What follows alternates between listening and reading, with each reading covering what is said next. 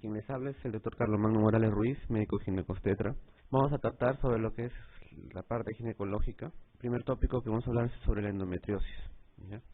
Básicamente, yo siempre conceptualizo que una cosa es el consulta a profundidad y la cosa es lo que te interesa para un examen, pues, ¿no? Para una preparación, ¿no? Hay que tener en cuenta dos cosas eso, ¿no? O sea, lo que vas a aprender para el examen, lo que te pueden preguntar, y lo que ya, pues, conocimiento nuevo que se está innovando con respecto a un tema, ¿no? Que les va a servir en la vida profesional, quienes se dediquen a ver pacientes de este tipo. Cuando hablamos de endometriosis, el concepto que todavía se maneja es, y que no ha cambiado a lo largo del tiempo, es que la existencia de tejido endometrial, pero tiene que tener el doble componente, glándula y estroma. No sé si me dejo entender. Cuando ustedes recuerden su clase de histología segundo año, el endometrio tenía un componente glandular y un componente estromático. Y ese componente glandular estromático debería estar en la cavidad uterina. ¿Estamos de acuerdo? Ahí es su sitio, en la cavidad uterina, ¿no? No en el útero, sino en la cavidad uterina. Porque recuerden que el útero tiene tres partes. ¿Cuáles son? La capa más interna, que es el endometrio, que tiene que estar en la cavidad. La capa muscular, ¿cómo se llama? El miometrio, ¿entiendes? Y la capa externa, que es la serosa, ¿no? Entonces, todo tejido endometrial con su doble componente glandular estromático fuera de la cavidad endometrial, de la cavidad uterina, se llama endometriosis. Sitios hay hasta por gusto, de los más cercanos a la cavidad pélvica, uteropélvica, fuera de la cavidad pélvica, ¿no? Muy bien. Teorías, solamente para que las conozcan, ¿no? Porque en realidad, si les preguntasen en el examen, ¿existe una teoría que puede explicar, una sola teoría que puede explicar el origen de la endometriosis? La respuesta es no. ¿Me dejo entender? Inclusive acá están saliendo unas teorías y ninguna explica en su totalidad por qué una paciente padece endometriosis y otra no. ¿Me dejo entender? Entonces, al final es una combinación de todas, ¿no? Y al final, si le preguntan causa de endometriosis, es desconocida. Simplemente son teorías, ¿no? Que tienen algún soporte en evidencias médicas, en evidencias clínicas, pero no todas explican por qué algunas sí y algunas pacientes no. Una, por ejemplo, es la de menstruación retrógrada de Samsung, ¿no? O sea, en vez de eliminar el contenido por la cavidad vaginal, hace una dirección contraria, retrógrada. Se va por la cavidad uterina hacia la parte tubárica y la parte tubárica refluye hacia la cavidad peritoneal. Y ese tejido peritoneal se implanta, teóricamente. Pero no todas las pacientes que hacen menstruación retrógrada van a hacer endometriosis, por eso le vuelvo a repetir.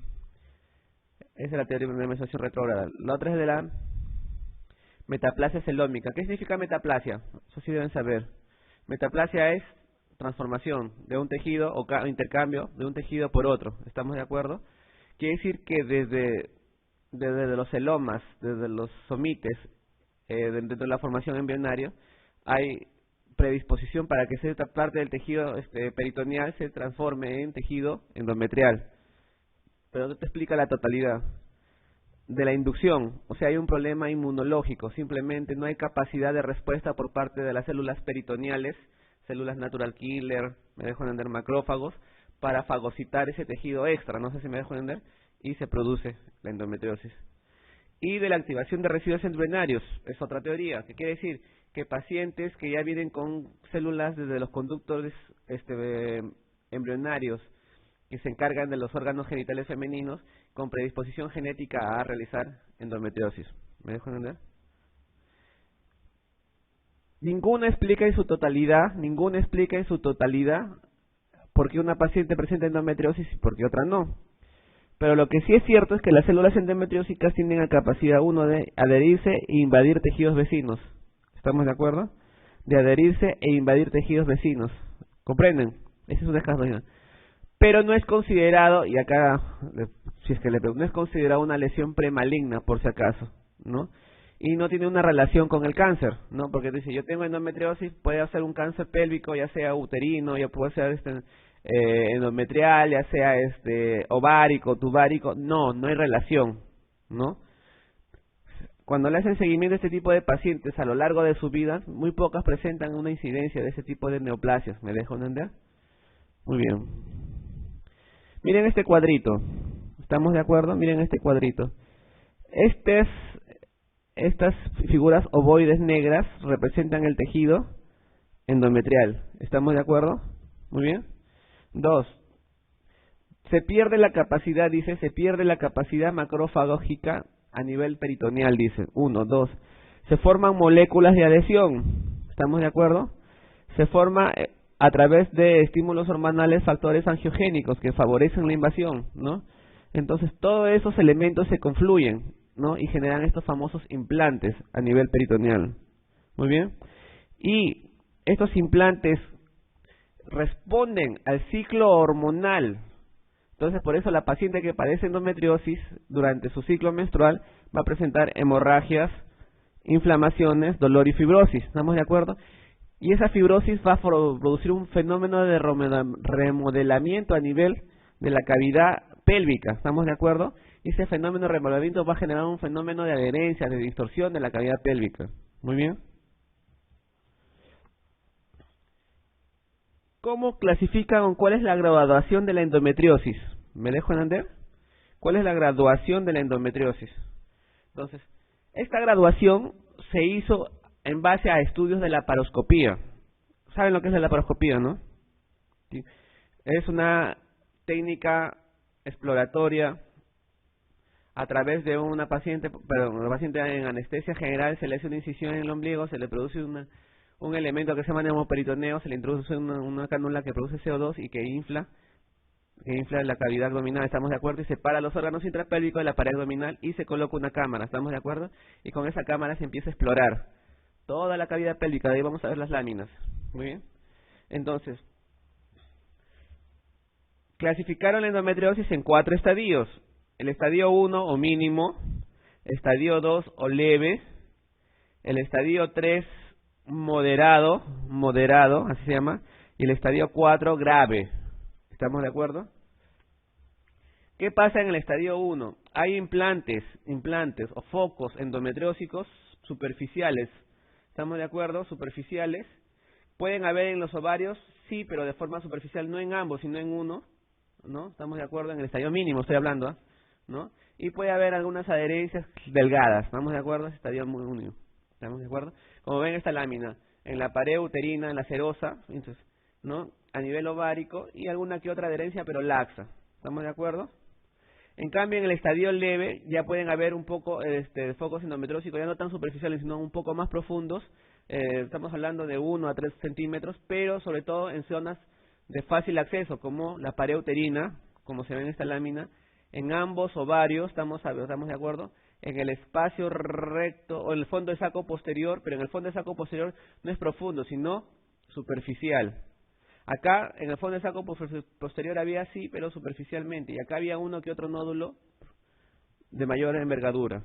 Y se dan cuenta en el estadio mínimo solamente un ovario, acá es ambos ovarios, y acá se dan cuenta en el estadio mínimo hay focos endometriósicos pero superficiales en la pared uterina, en cambio en el estadio leve, en la pared uterina son un poquito más profundos. ¿Me dejo entender?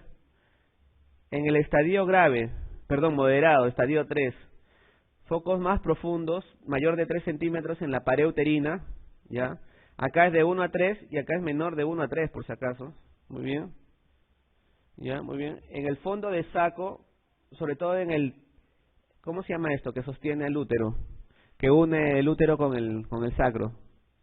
Ligamento, útero, sacro. Hay compromiso del ligamento útero-sacro, ¿estamos de acuerdo?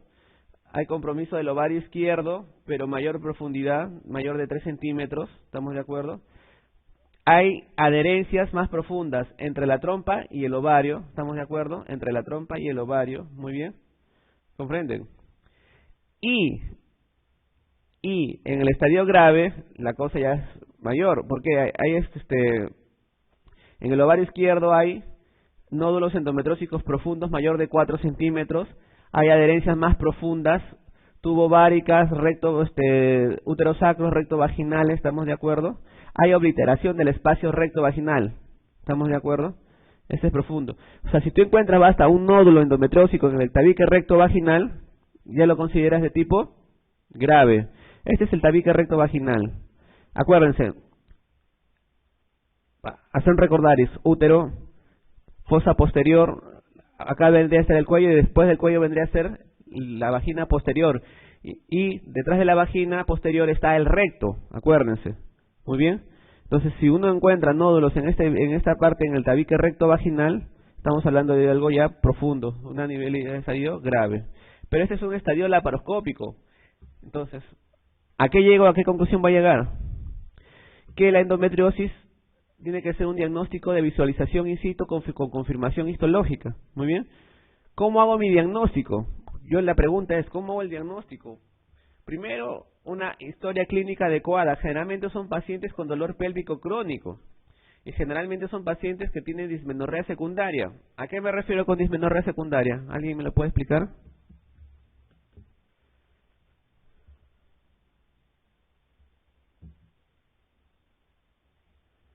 ¿Qué es dismenorrea secundaria? Dismenorrea primaria, que empieza el dolor con la menstruación y bien comienza sus ciclos menstruales.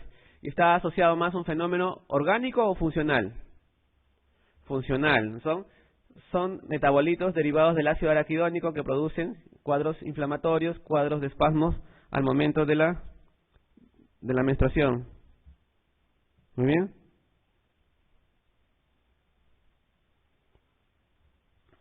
¿Qué más? En cambio, la dismenorrea secundaria son pacientes que han presentado sus menstruaciones al inicio normales, sin ningún problema, y a medida que pasan los años empiezan a presentar dolor con la menstruación. ¿Es un problema funcional o orgánico? ¿Funcional o orgánico? Orgánico. Y una de las principales causas de dismenorrea secundaria es la endometriosis. Muy bien. Si se dan cuenta, son pacientes que han pasado por muchos colegas, muchos ginecólogos, ¿estamos de acuerdo? Por problemas de dolor asociados a la menstruación en forma secundaria, por problemas de dispareunia, por problemas de dolor a la defecación, varios tipos de síntomas, por problemas de disuria crónica, me dejo donde les hacen urocultivos y nada. ¿Estamos de acuerdo? Entonces, una adecuada historia clínica, una evaluación de síntomas, un examen físico adecuado y una técnica adecuada en imágenes. Pregunto yo, ¿cuál es el gold estándar para evaluar endometriosis?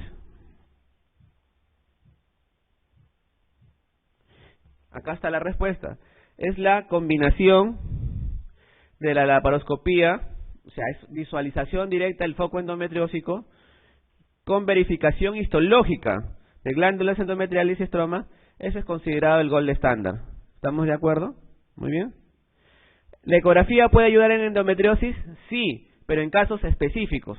¿Estamos de acuerdo? Una endometriosis peritoneal, una endometriosis tubárica, una endometriosis en la pared posterior del útero, en la pared anterior, en la pared superior, es difícil que lo veas por ecografía.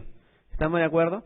En cambio, una endometriosis focalizada a nivel ovárico sí te va a ayudar. ¿Y cómo se llama la endometriosis focalizada a nivel ovárico? O sea, el quiste que se forma en el tejido endometrial a nivel ovárico. Tiene un nombre especial. Se llama endometrioma. Acuérdense. Endometrioma. ¿Cómo lo puedo ver yo en la ecografía? Esta es la imagen. Es una imagen ovoidea, hipoecoica. Acuérdense que el término, en los colores en ecografía se llaman hipo, iso e hiperecoica. Hipoecoica, traduzámoslo, es un color negro. ¿Estamos de acuerdo? Hiperecoica vendría a ser esto, blanquecino. ¿Estamos de acuerdo? Y isoecoica vendría a ser este negro de acá menos intenso que el de acá y en relación al plano. ¿Estamos de acuerdo? ¿Se ubican? Hipoecoica, todo este negrito. Hiperecoica, acuérdense, esta parte blanca. Isoecoica, este halo negrisco, pero no tan intenso como el quiste. ¿Estamos de acuerdo? Y tiene un aspecto de vidrio, así se llama, aspecto de vidrio esmerilado. Entonces, si le preguntaran, imagen quística, hipoecoica, sin vasos sanguíneos en su interior, en aspecto de vidrio esmerilado, estamos hablando del quiste endometriósico, puede darle esa respuesta, o el endometrioma. Acuérdense. Muy bien. A nivel de la parte recto cervical o recto vaginal, ¿pueden haber implantes nodulares? Les dije que sí. Y se puede ver con el traductor transvaginal, sí. Pero de preferencia la vía de acceso es por la vía rectal. O sea, al colocar el traductor lineal o el cavitario a nivel de la vía rectal. ¿Estamos de acuerdo? Y se van a ver estas imágenes nodulares. Por ejemplo, este es el útero, la parte posterior del útero, y acá está el tabique. Están en las paredes rectales. Muy bien. Perdón, el nódulo en las tabiques rectales. Un nódulo recto cervical que infiltra el recto. Muy bien. Solo en esos casos le podría ayudar. La diferencia que acá en este tipo de evaluaciones es operador dependiente, depende de la experiencia, de la pericia del operador. ¿Estamos de acuerdo? Muy bien, perfecto. ¿Algún otro examen no invasivo que te ayude para determinar endometriosis? Por ejemplo, la tomografía, en lo absoluto. La ecografía 3D transvaginal, en lo absoluto. No lo recomienda, ¿estamos de acuerdo? Entonces, en casos puntuales te puede ayudar la ecografía endocavitaria, ¿no? Pero lo ideal es, ¿cuál es lo ideal? ¿Cuál es el gold estándar? Visualización de los focos endometriósicos en forma directa, o sea, a través de la laparoscopía. Pero doctor, pero yo no tengo laparoscopio, ¿le puedo hacer un corte a la paciente y entrar a ver la cavidad? Claro, obviamente, ¿no? No hay diferencia entre uno y otro. La diferencia es que con la laparoscopía la paciente se recupera más pronto. En la técnica estamos hablando de incisiones mínimas. En la laparotomía estamos hablando de incisiones grandes, entonces su recuperación va a ser mayor. ¿Me dejo entender? Y acá está lo que les dije. Visualización laparoscópica. Esta es una paciente que se le ha hecho una evaluación bajo anestesia con laparoscopio. Y primero se observa el útero, perdón. Se observa acá en los ovarios, ¿estamos de acuerdo? Y ven estos puntos negros, estos puntos negros son los famosos focos endometriósicos. Las endometriosis pueden tener muchos aspectos macroscópicamente a la visualización laparoscópica. Uno son los puntos negros, ¿estamos de acuerdo? Otros son estos puntos, como se ven acá en mi zona, en la parte peritoneal, en la serosa, en el meso que separa el útero de la trompa, va a haber estos implantes rojizos. No sé si me dejo entender. Tienen ese otro aspecto. El otro aspecto que puede tener que no está en esta foto, que sí están en esta foto, son estos puntos amarillos, por ejemplo. ¿Estamos de acuerdo? Entonces pueden tener puntos negros, puntos amarillos, puntos rojos. ¿Me dejo entender? Es el aspecto de la endometriosis en forma macroscópico. Doctor, ¿y es suficiente visualizar y decir ya endometriosis? De todas maneras tenemos que haber confirmación histológica. Lo ideal es que haya confirmación histológica. ¿Estamos de acuerdo? ¿Por qué? Hay estudios, ya eso saliéndonos un poquito de lo que es para el examen, ya como tema de conocimiento, hay estudios que cuando uno hace la laparoscopía y aparentemente no encuentra ningún tipo de punto, no te exime de haber un tejido endometriótico de otra variedad, de otra forma macroscópica. ¿Me dejo de ver? Entonces, lo ideal es hacer una exploración, una evaluación histopatológica. ¿Estamos de acuerdo? Muy bien. Miren, este es el útero. Este de acá es la cavidad peritoneal. Acá están las trompas, ¿estamos de acuerdo? Damos las trompas. ¿Este espacio cómo se llama? El espacio recto, el fondo saco posterior, ¿estamos de acuerdo? Hacia abajo está el tabique recto vaginal, ¿estamos de acuerdo? Entonces acá estamos hablando ya casi de endometriosis profunda, ¿estamos de acuerdo? Y cuando hablamos de grave, y cuando hablamos de endometriosis, lo que tenemos que fijarnos es dónde está ubicado el nódulo, uno, y el nivel de profundidad hacia el peritoneo que abarca, ¿estamos de acuerdo? Les vuelvo a recordar, los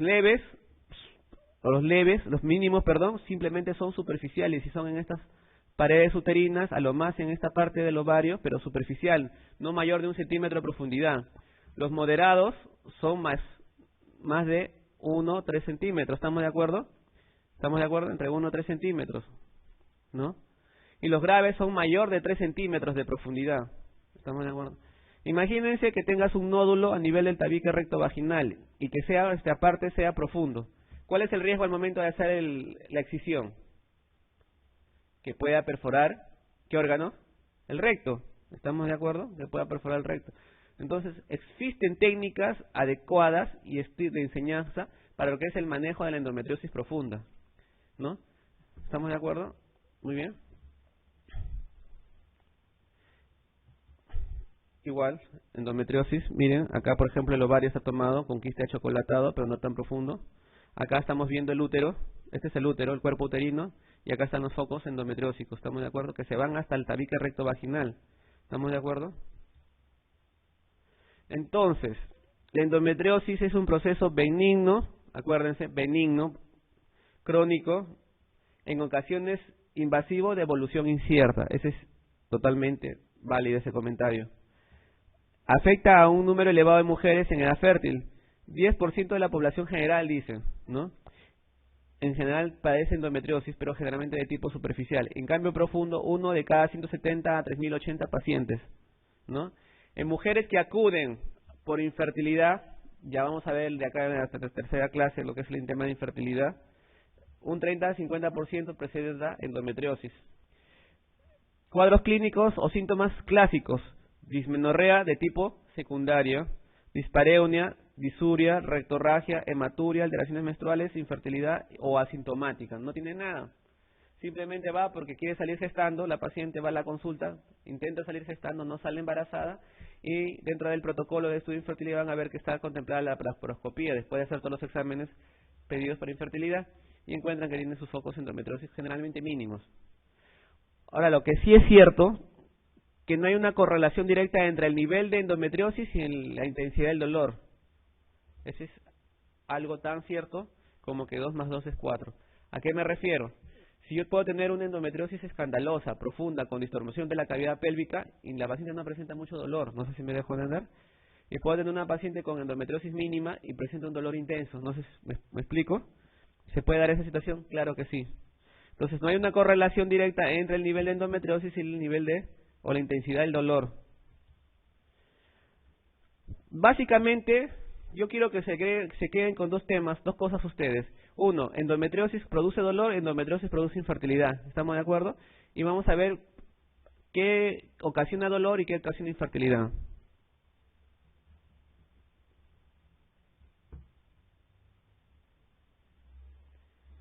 Esta lámina que les estoy presentando, lo he sacado del Clinic de Barcelona. ¿Saben lo que es el Clinic de Barcelona? Es un instituto, el Clinic, donde está el Instituto de Investigación que está ubicado en la ciudad de Barcelona y que presentan muchos brazos en el tema de ginecostética e investigación. Uno es el tema de la endometriosis. Y esta es la clase que ellos presentaron para sus residentes. ¿Estamos de acuerdo? Con todo respeto al caso, lo hemos pirateado para ustedes para que puedan ver, y es en forma gráfica, la fisiopatología o la etiopatología de la endometriosis, el tema del dolor.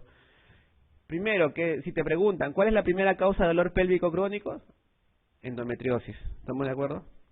¿Hay diferentes tipos de dolor? Sí, según la localización. Más que todo la localización, no el nivel de profundidad de endometriosis, sino en la localización, ¿no? Obviamente, se supone que puede haber una mayor intensidad en la endometriosis profunda. Primero, dicen que a nivel de la endometriosis hay una exposición de nociceptores viscerales, ¿no? En pacientes con endometriosis hay más nociceptores uterinos, que tienen fibras nerviosas mielinizadas en la capa funcional del endometrio. Se dice eso.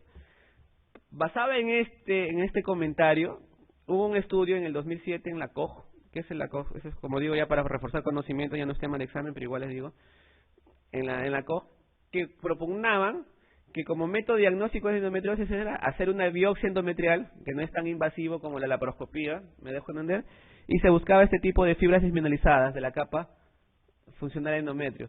Si presentaba este tipo de fibras, se podría inferir que la paciente presentaba endometriosis. El tema es que no hay muchos casos de ese tipo de estudios en sus casuísticas. O sea, lo ideal sería hacerle biopsia a todo ese tipo de pacientes y en las que encuentran las fibras desmineralizadas, corroborarlo con la laparoscopía para ver si hay una correlación directa en el nivel de porcentajes. ¿Estamos de acuerdo? Pero nadie se ha atrevido a hacer ese trabajo, es costoso y todo lo demás, ¿me dejo entender? Segundo, los nociceptores invaden las lesiones peritoneales y también están presentes en el endometrioma ovárico. Y se han hallado niveles más elevados del factor de crecimiento neural en tejido endometriósico como favorecedor de estos hallazgos. ¿Qué sigue? Segundo, hay factores inflamatorios e inmunes en el dolor por endometriosis. ¿A qué se refiere?